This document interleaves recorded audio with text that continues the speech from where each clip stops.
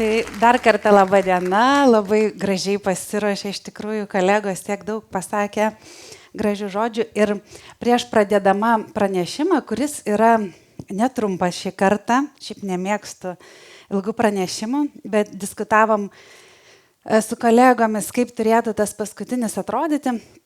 Noriu pasakyti, kad kalbėsiu lietuviškai, bet skaidrės paruošiau angliškai, kad mūsų svečiams, kurių yra virš 30 iš įvairių kitų Europos miestų, būtų lengviau sekti tekstą.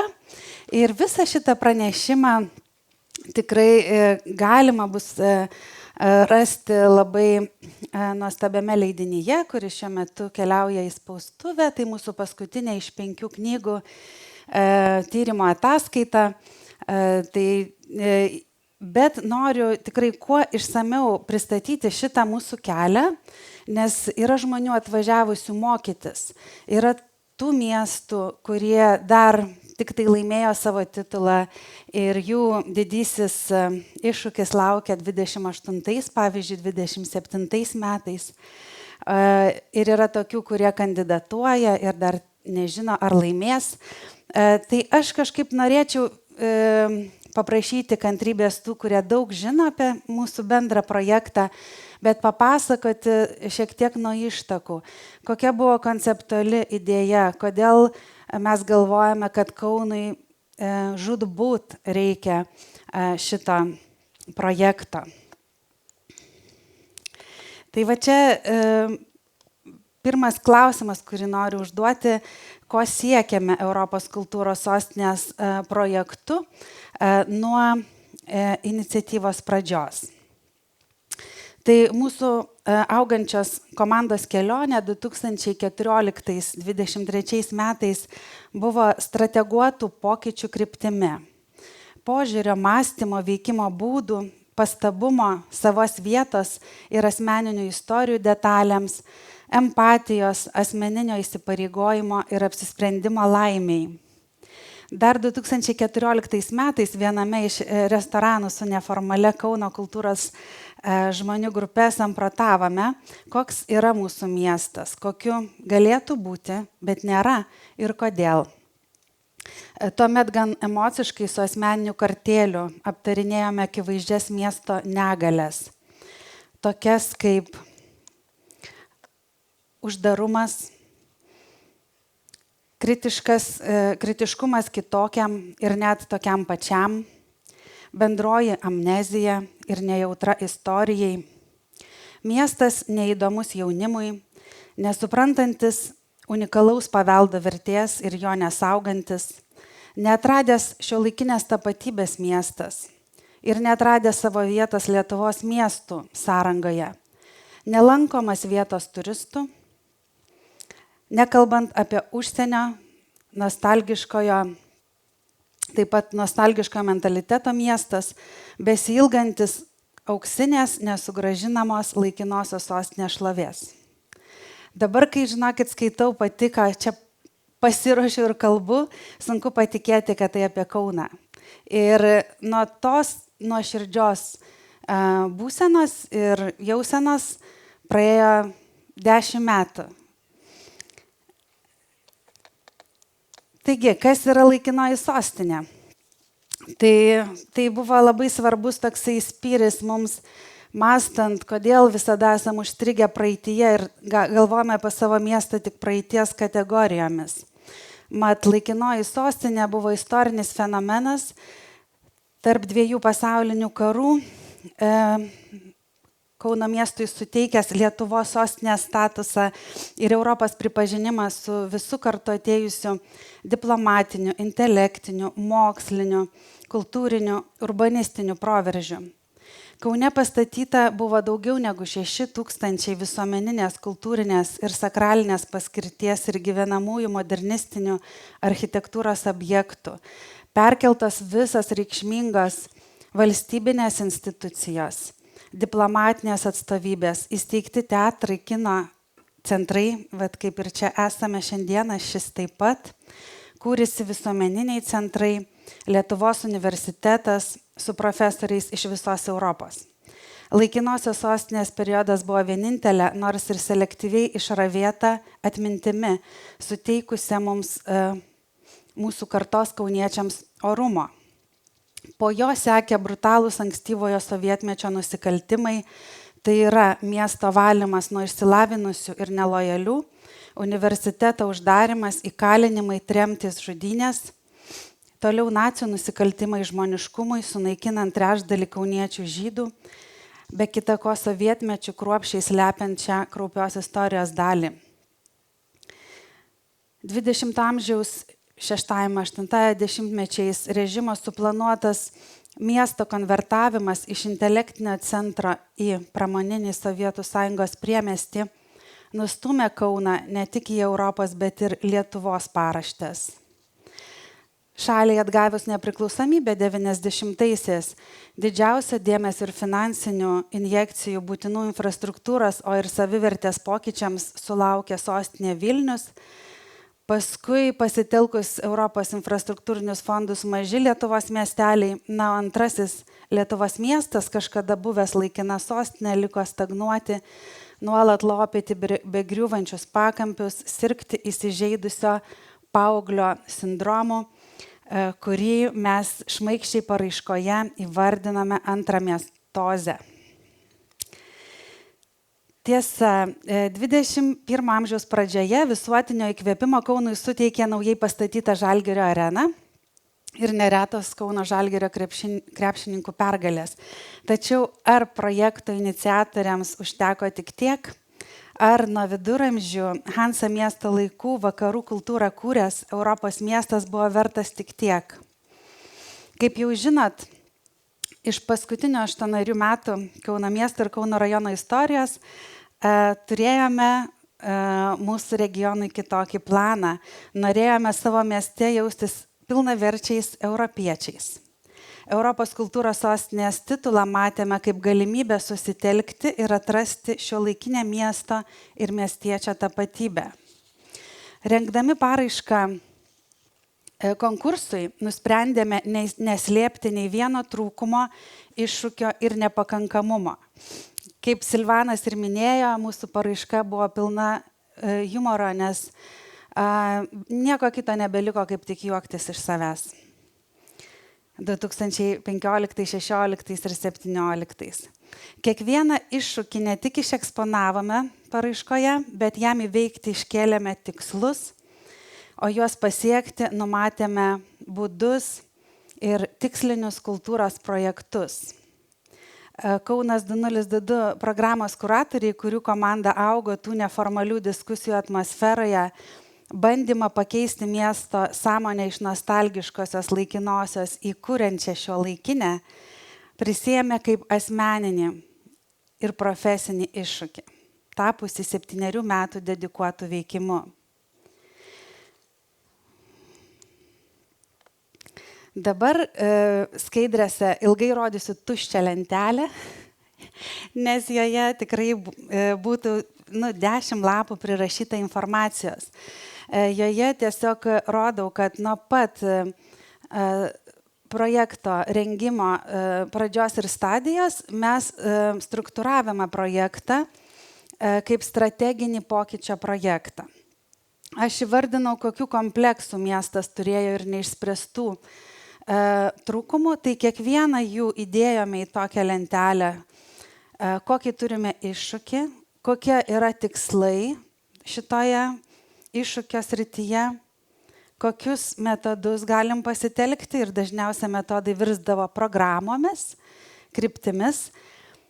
Ir dabar jau rengdama šitą ataskaitą visai visuomeniai bandžiau greitai ir taip net nelabai nuosekliai, bet surašyti paskutinėje grafoje, kas yra palikimas. Ir visa šita informacija bus prieinama ir internete, ir mūsų leidiniuose.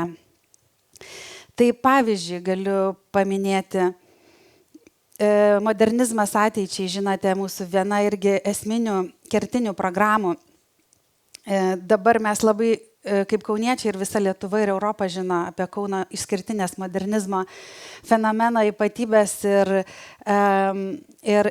tokius didžiulius interpretacinius projektus įvykusius modernizmo architektūroje. Bet 2015, 16, 17 mes konstatavome tokį nuėmėme faktą, kad Kaunas turi unikalų paveldą, tačiau piliečiai mažai žino apie tai, nebrangina. Šalia to, kad kauniečiams būdinga retrospekcija, verčianti gręžtis į praeitį ir ten ieškoti nostalgiškos didybės, jie yra linkę ir į kolektyvinę amneziją, prisimena tik tam tikrus istorinius momentus. Tai va čia tokios dvi programos kryptis apibūdintos, kad ta didybė tai ir modernizmas, bet taip pat ir kultūra, kuri buvo sukurta modernizmo laikotarpiu. Liktai mes ją didžiuojamės, bet paveldos aspektų nesaugome. Tai mūsų pagrindiniai perlai modernistiniai tuomet tikrai atrodė arti griūties. Tikslu išsikėlėme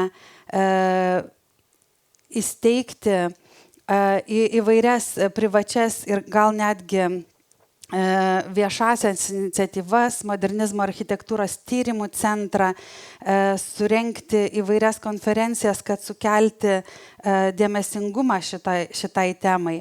Ir įsteigėme dar paraiškoje, pasiruošėme tokiai programai, pavadindami ją Modernizmas ateičiai, kuriame galvojame kurti įvairius projektus būtent modernistiniuose pastatuose, kad žmonės ne tik iš kažkokių vadovėlių nuotraukų, bet pajautę architektūrinę aplinką pradėtų žavėtis šitą architektūrą.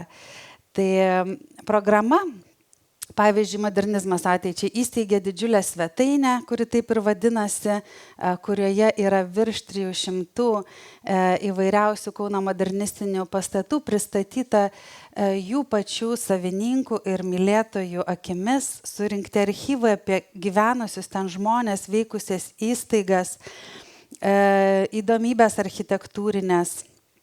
Taip pat modernizmo programoje pastatytas unikalus filmas, apkeliavęs viso pasaulio kino festivalius. Aidin Bari, airijos menininkė, sukūrė filmą Klostės. Surengtos 3 tarptautinės mokslinės konferencijos, išleisti 3 leidiniai. Ir dar daug galėčiau vardinti. Taip pat su komplikuota atmintimi, kūrybiškai sprendžiantis komplikuotos atminties atvejus, atminties biuro programa išsikėlė didelę tokią misiją kalbėti atvirai apie Lietuvos ir Kauno žydų tragišką holokausto istoriją, bet labai iš tikrųjų švelniamis ir labai paveikiamis priemonėmis, ne istoriniais faktais, ką mes galbūt daugiau mažiau jau žinome, bet per asmeninės istorijas. Šitų tikslų siekdami kuratoriai su Daiva Price priešakyje įsteigė istorijų festivalį, kuris tapo iš vis unikalus mūsų Lietuvos kultūrinio festivalių kontekste, nes jisai nebuvo žanrinis festivalis.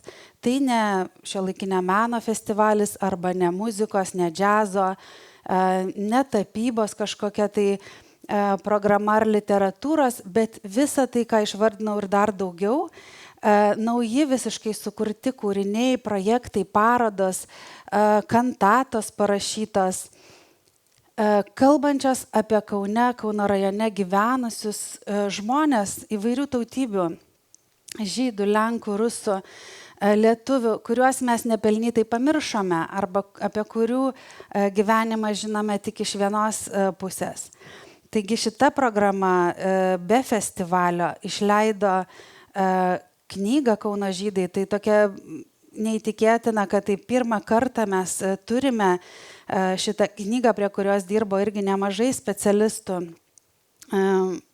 Kaip jau minėjo ir Silvanas, 1972 paroda Centrinėme pašte taip pat buvo svarbi tiek mums, bet taip pat užsienio svečiams. kuriems labai svarbu suvokti, kuo skiriasi mūsų istorinė atmintis ir iš to kylančios turbūt mūsų visų psichoemocinės ypatybės ir kaip tautos vertybės. Tai aš pavardinau tik tai 2 programas, bet be galo didžiuojuosi absoliučiai visomis. Ir dizaino programoje parengtas prieinamumo gidas, taip pat įsteigti festivaliai, Magentos ir dizaino festivaliai. Mūsų partnerysčių programoje, tai yra mūsų visos kultūros organizacijos taip pat įsteigė naujų festivalių. Kaip garsusis Contempo tapęs jau tiesiog įžymybė visame regione, sakyčiau, Europoje ir žinomas, jau įvykusios 5 Contempo festivalio laidos. Literatūros festivalį įsteigė Vytauto Didžiojo universitetas. Tuomet kultūrininkų taip pat tokia kaip asociacija, bendruomenė įsteigė Japonijos dienų Kaune festivalį VA. O ką jau bekalbėti apie mūsų didžiulį pasididžiavimą jaunimo festivalį Audra, kuris tapo ir yra vadinamas Šiuolaikinio miesto festivalis. Įprasta išvažiuoti kažkur į laukus, į Karklę, į Rumšiškes, į miškus festivalio laikotarpį, bet Kaune kiekvieno birželio pabaigoje jau turime tradiciją Šiuolaikinio miesto festivaliui, kuriame bendradarbiavo štai Kylančio Kauno jaunimas, kartu su muzikos profesionalais, naktinio klubo profesionalais ir elektroninės muzikos profesionalais. Tai dieną naktį nenutrūkstančių 5 maždaug dienų programa taip pat yra legendinė, pritraukianti labai daug visos Lietuvos jaunimo į Kauną festivalio metu.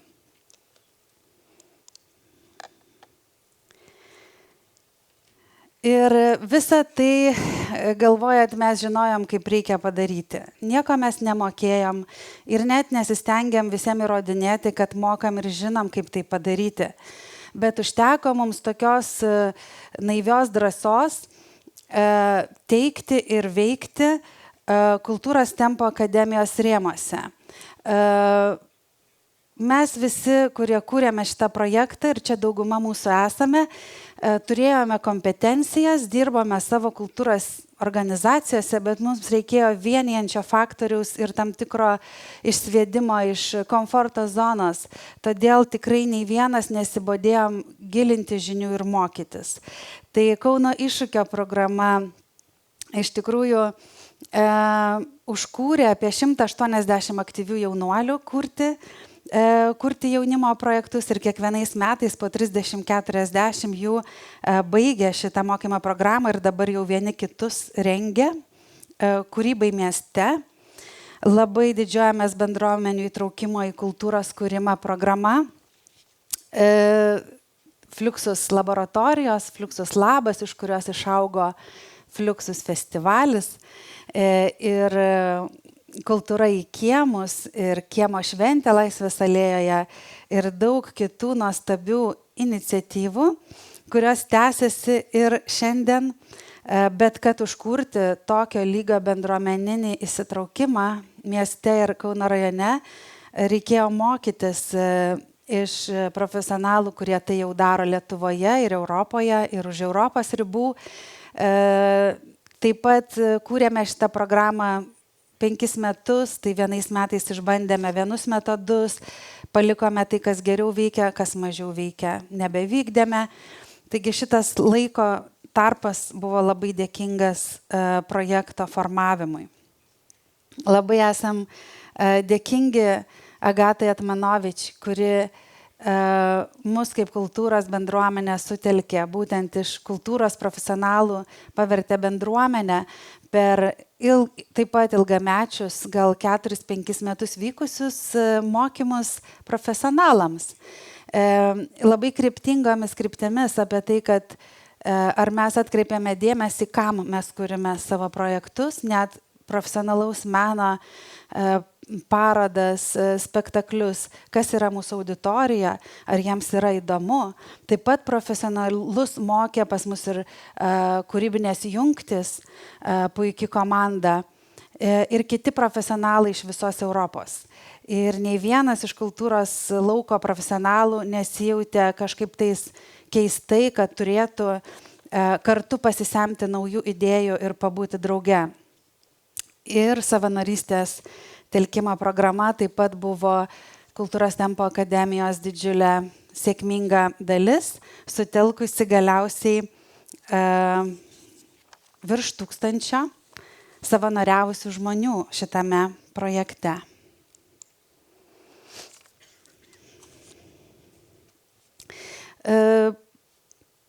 Programos eigą taip pat suskirstėme į tam tikrus laikotarpius, kuriems kėlėme skirtingus tikslus. Tai prologe stengiamės užkurti visas programas, vėlesnėme laikotarpyje, kurį vadiname peripetijos, niekas net nežinojo, kaip ten mes ką vadinam, bet norėjome jau pritraukti partnerius ir pradėti pagrindinius festivalius, kad neužsibūtume vien tik tais begalinėme planavime, bet pradėtume veikti. Na, aišku, įspūdingiausias buvo kulminacijos periodas, bet ne ką reikšmingas ir dėl ko šiandien susirinkome yra palikimo periodas. Tai nuo šiemet ir vėliau, ką darysime visi kartu, kad tą energiją nenuslopintume, bet išsaugotume.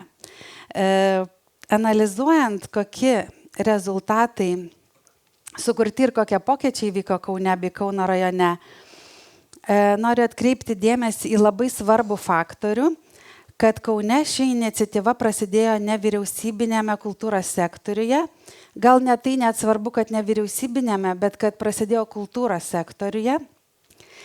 Ir šitą idėją mes jau gerai subrandintą tada atnešėm savo finansuotojams, abiems savivaldybėms ir vyriausybei.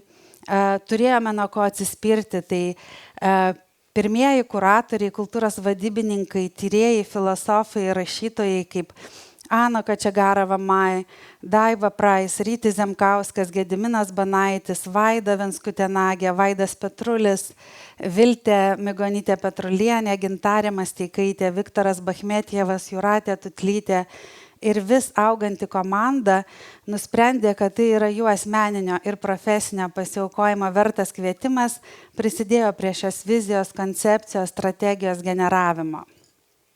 Tai mes kartu paruošėme ne tik šitą paraišką, bet bendradarbiavimą tampriai su savivaldybė Kauno miesto ir parengėme miesto kultūros strategiją kartu, kad ir jinai buvo integruota į bendrąją miesto strategiją.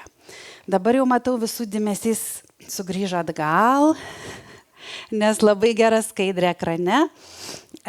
Taigi finansai. Prikalbėjau daug, bet kiek tai kainavo, ar ne? Pačiai reikia prisiminti. Labai tikrai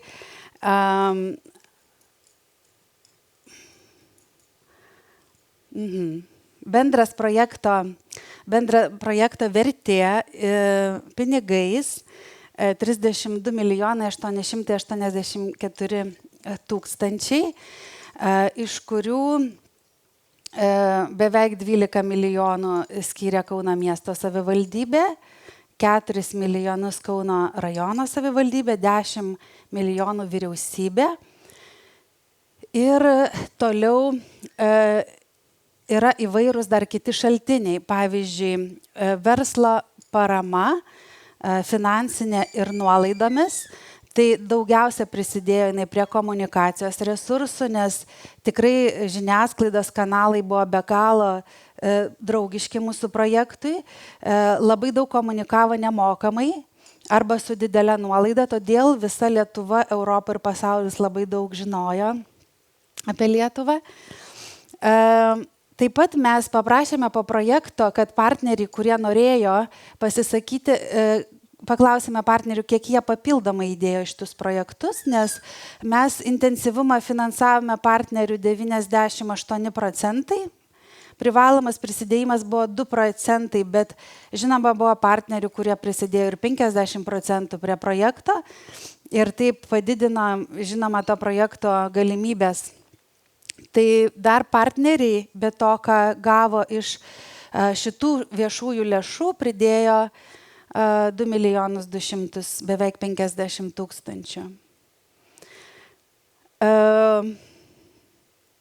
Esame suprekiavę įvairių bilietų ir kitų pardavimų suvenyrų beveik už 800 tūkstančių ir tai iš tikrųjų labai didelis sėkmės faktorius, nes pernai pabrangus paslaugoms dėl karo Ukrainoje tiekimo grandinėms sutrūkinėjus mes turėjom labai didelių išbrangimų, ypač didžiųjų projektų, kuriuos kompensuoti galėjome štai šitais pardavimais. Tai ačiū, kad pirkote bilietus į Marinos Abramovič galingą paskaitą.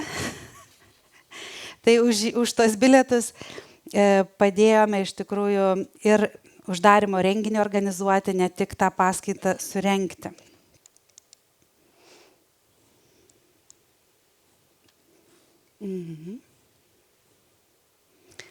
Čia šiek tiek išskaidyta lentelė, aišku, jūs galėsite leidinyje ramiai pasižiūrėti, jinai kitaip dabar išmontuota, tie patys finansai išmontuoti kitaip. Tai pavyzdžiui, pasirengimui Kauno miesto savivaldybė skyrė 140 tūkstančių, jie nebuvo kažkam krepšelį skirti, bet tai buvo 2 darbo vietos po pusę etato, rengti paraiškai ir tokių mažesnių renginių organizavimas, pačios knygos rengimas, spausdinimas, maketavimas, paraiškos knygos ir panašus dalykai, vizito organizavimas ir tai yra labai maža suma, kažkaip visi miestai, kurie ruošiasi, paklausė mūsų, kiek tai kainavo, tai sakyčiau tikrai nedaug. Ir vėlgi mes matom, kad didžiausia dalis projekto biudžeto nuėjo programai, kai kurios programos dalis ir parodytos, kurios kiek kainavo. Tada antrasis didysis burbulas yra komunikacija ir marketingas, bet viešųjų lėšų šitam reikalui išleista apie 3 milijonai. Į komunikaciją ir marketingą įeina ir renginiai tokie kaip šitas, kurie yra sklaidos renginiai, visos transliacijos ir knygų leidyba ir panašiai. Tai virš 2 milijonų iš tikrųjų komunikacijos grįžtamasis ryšys iš verslo partnerių. Taip pat palikimui yra gana nemaža suma, tikrai, nes mūsų įstaigos uždarimui dar virš 1 milijono, šiemet savivaldybė skiria ir Melinas Merkuri prizą 1,5 milijono, skiria liekamiesiems projektams finansuoti įvairiems festivaliams.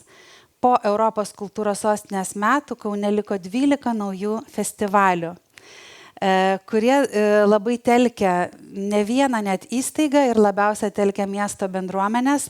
Tai yra iššūkis iš tikrųjų naujas Lietuvos kultūros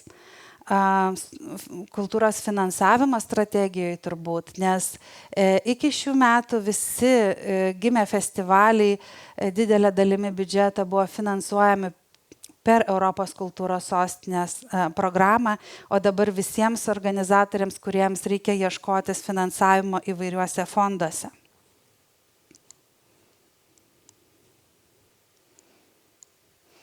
Primenu galbūt labiausiai svečiams, kuriems įdomu, kad mūsų paraiška yra regioninė, 2 savivaldybių paraiška, Kauno miesto ir rajono, iš viso apima 400 tūkstančių gyventojų.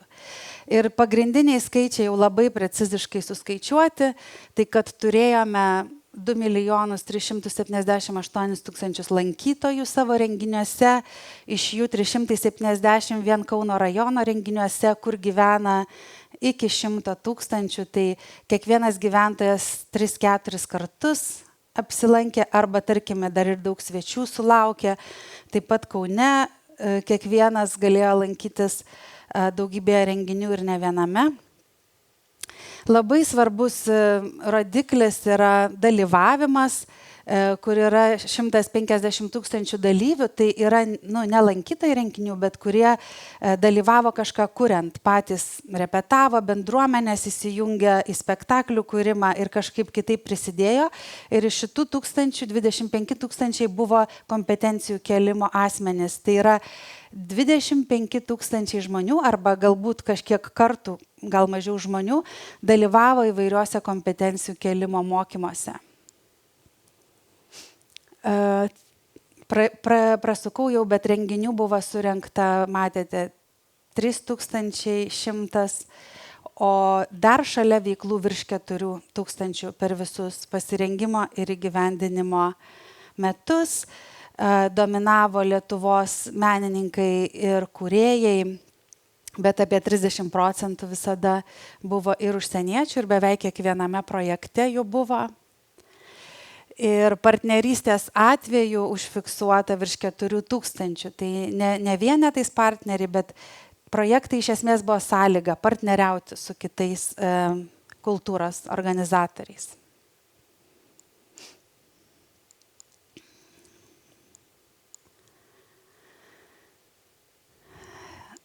Ne viską kalbėsiu, nes aš esu prakalbėjusi savo laiką. Labai didžiuojamės, kad Kauno rajone įsisteigė šiuolaikinių seniūnijų projektas 15 mažesnių miestelių. Atsirado tokios iniciatyvos, kurios ne tik paliko viešo meno kūrinius, bet pavyzdžiui, netgi įsteigta bendruomenių parduotuvė, kurioje prekiaujama bendruomenės sukurtais produktais. Ir Smaragdo kelias Kauno rajone, virš 50 meno kūrinių, kuriais galima sekti. Tai statistika tikrai jinai prieinama, šita labai graži lentelė. 19 000 kūrėjų sukūrė šitą projektą ir kokių profesijų jie buvo. Tai nuo menininkų, architektų iki archeologų, stiklo menininkų, gidų, kurie vedžiojo grupės, šviesos menininkų, žurnalistų, fakyrų, ugnies menininkų arba performerių ir taip toliau.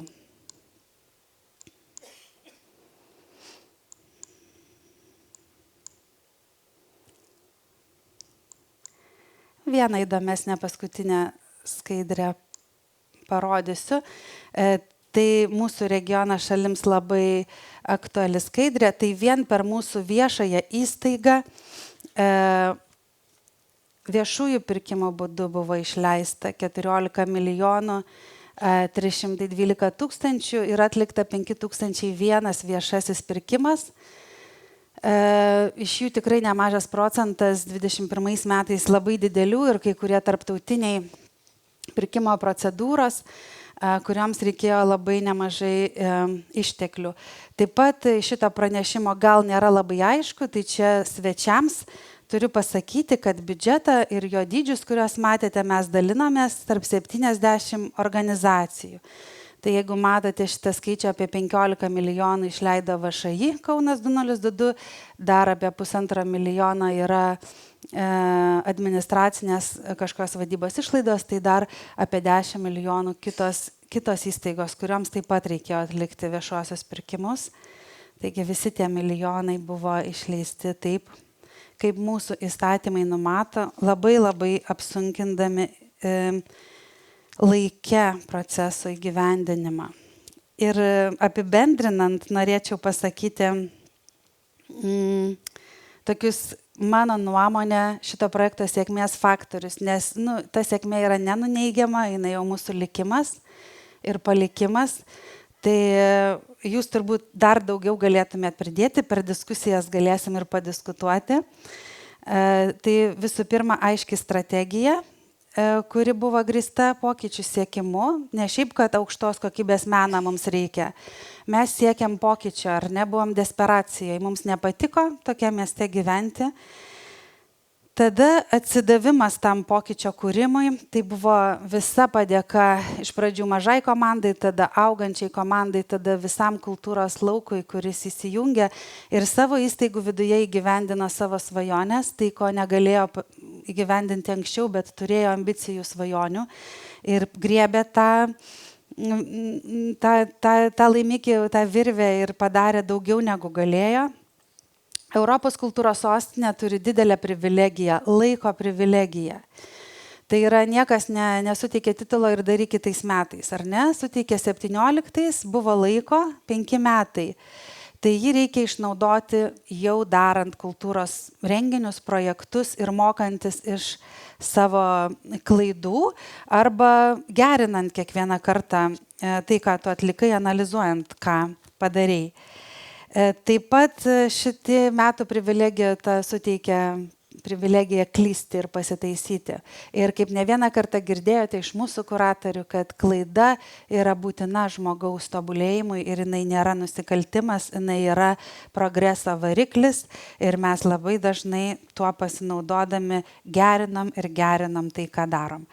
Ir stabilus projekto finansavimas tai yra be abejonės būtinoji projekto sėkmės sąlyga.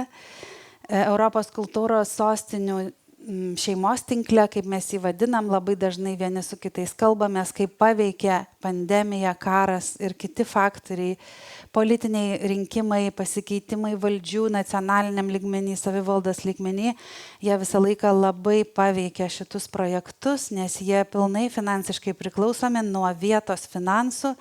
Ir jeigu, tarkime, politinės jėgos vyriausybėje ir savivaldoje yra priešiškos, labai dažnai, o taip nutiko dėja Vilniaus atveju, politikai kovoja pasistatydami didelį matomą dramblį tarp savęs. Ir nukenčia dažniausiai būtent šitas projektas reputacinė prasme ir visokia kitokia. Tai labai mums pasisekė iš tikrųjų, kad viso šito projekto metu, Kauno projekto metu, mūsų bendrasis viešasis pažadas iš savivaldybių ir vyriausybės buvo įgyvendintas beveik 100%. Ten keli šimtai tūkstančių tik nuo tų milijonų nukrito dėl COVID aplinkybių, nes negalėjom keliauti, negalėjom čia atsivežti menininkų. Bet iš esmės savivaldos priėmė mūsų naujus pasiūlymus, kaip pakeisti net COVID aplinkybėmis veikimą ir pasiekti žmonės. Na, apibendrinant, ką galiu pasakyti, kad išleidome, šiais metais, ką veikiame, tai visi kartu rašėme, išleidome 5 knygas. Voilà.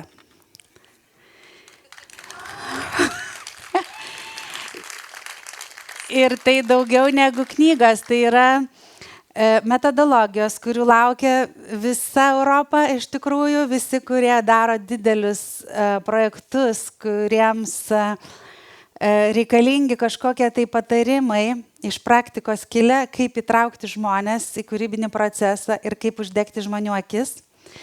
Tai čia turime savanorystės programos, bendruomenių programos, jaunimo programos leidinius, kuriuos parašė ne kokie, žinokite, profesoriai, ne DR būtinai, gal tarp jų ir buvo DR, bet jie rašė ne kaip universiteto profesoriai, bet kaip šitas programas įgyvendinę profesionalai ir įgavę žinių. Ir šita legendinė knyga, liudininkų parodymai arba Body of Evidence, parašyta daugiau negu 100 liudininkų. Man atrodo, daugumą čia salėje spirgat, nes ir jūs rašėt. Tai patikrinkit, ar neiškraipėm. Tikrai, aš žinokit, vakar vakare skaičiau, mano vyras iš manęs griebė skaityti, aš skaičiau, žinokit, ašarojau, ašaras braukiau.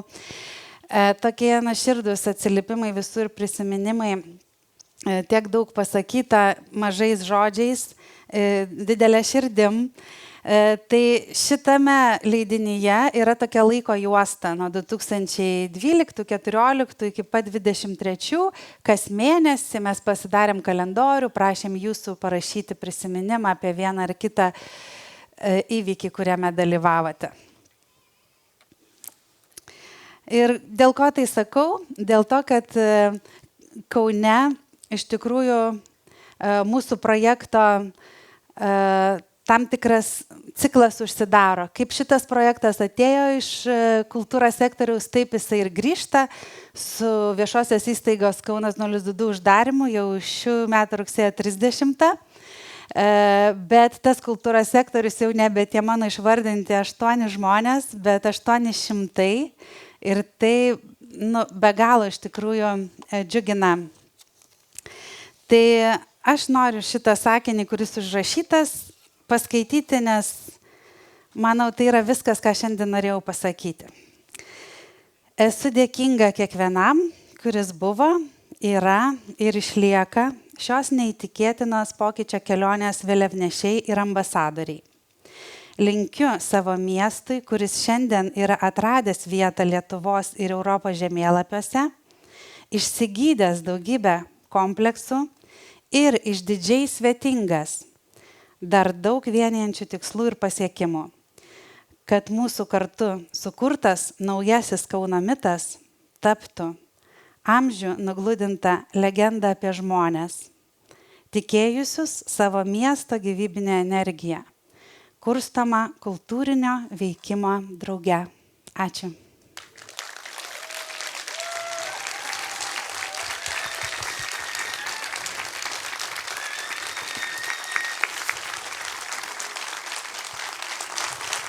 Dėkojame Kaunas 2000. Dar nepabėgit. Ne? Ne, dar nepabėgit. Jau norėjau bėgti, nešti krūmus. Taip, dėkojame Kaunas 2022 vadoviai, daktarai Virginijai Vitkienei, už pranešimą ir norim pakviesti, ką nors iš auditorijos užduoti vieną klausimą. Turim laiko vienam klausimui. Tai... Aš taip ir planavau. Tai kas turi gerą klausimą, kelkit ranką ir prieisim su mikrofonu paduoti. Niekam nekilo klausimų. Kur? Ten. Aurelija. Taip, norėčiau paklausti Virginiją, kaip tu pati jautiesi šiandien stovėdama čia ir tardama šitą paskutinį žodį? O matosi, kad jau nežlimbiu, ne? Tikrai daug prisimenat mane, kai aš labai jaudinuosi, bet iš tokio labai didelio gėrio man akis ašaroja, tai šiandien taip pat. Bet jaučiuosi, kad visi mes kartu padarėme turbūt geriausia, ką galėjom padaryti. Ir visi didžiuojamės to, ką padarėme. Aš kažkaip nuoširdžiai tikiu. Ir pavyzdžiui, jeigu visi pažiūrėtumėte į tą pusę, Aurelija, kur uždavė klausimą, Evelina, Justina su kūdikiais, Anos irgi vaikas kažkur už salės, tai be viso kito palikimo mūsų komandoje mes turime 17 kūdikių gimusių Europos kultūros sostinės metais ir po jų iš karto. Ir čia tik tai VŠI Kaunas 2022 komandoje. Neskaičiuoju jūsų kitų komandų organizacijose. Tai 17 ir dar turiu žinių, kad 18 kalasi. Tai žodžiu, yra tiesiog nuostabu, tokia nuotaika, kad viskas sukasi ratu. Tie vaikai tuoj eis į Kauno iššūkį. Nojus ir Austėja ir visa Kauno iššūkio komanda juos tuoj apmokys ir toliau jie kurs Kauno miestą, Kauno rajoną, Europą. Tai taip jaučiuosi.